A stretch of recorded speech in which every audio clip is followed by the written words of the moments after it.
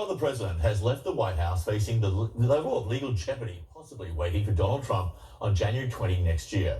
The inner financial workings of Trump world, including alleged hush money payments to cover up extramarital affairs, is under investigation by the New York District Attorney, while the New York State Attorney is reviewing the stated value of Trump's assets to determine if the value was inflated by Trump to boost his credit rating when borrowing money, but then underreporting asset values to reduce the amount paid in property taxes.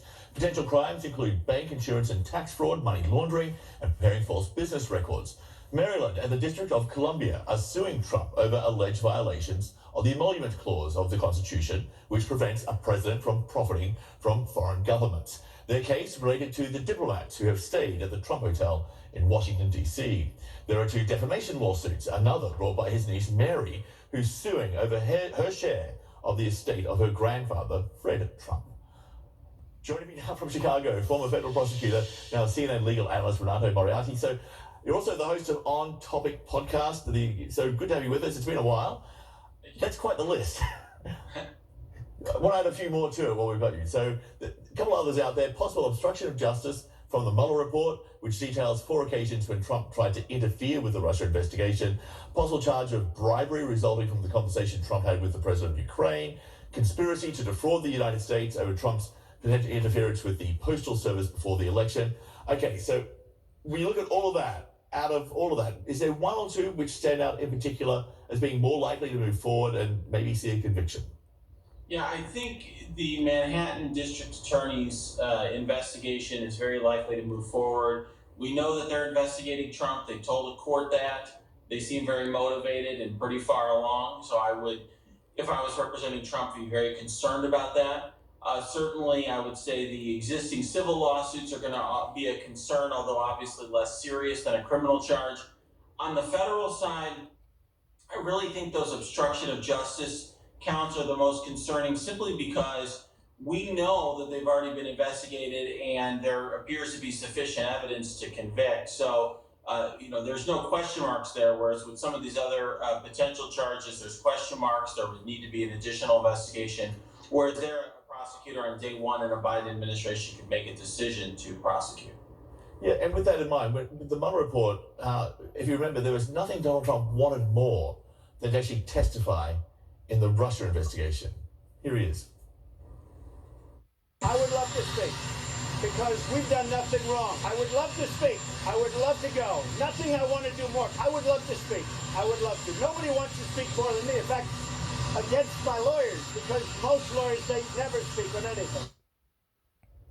And when he says there's nothing he'd like more, he actually means that he just doesn't want to do it, and he never did. But he did supply a few written answers. But is there any reason why federal prosecutors would not pick up where Mueller left off? Well, there could be a desire by the new administration to move on because the energy spent on this project could potentially hurt them politically, although I don't think that would be a proper prosecutorial reason.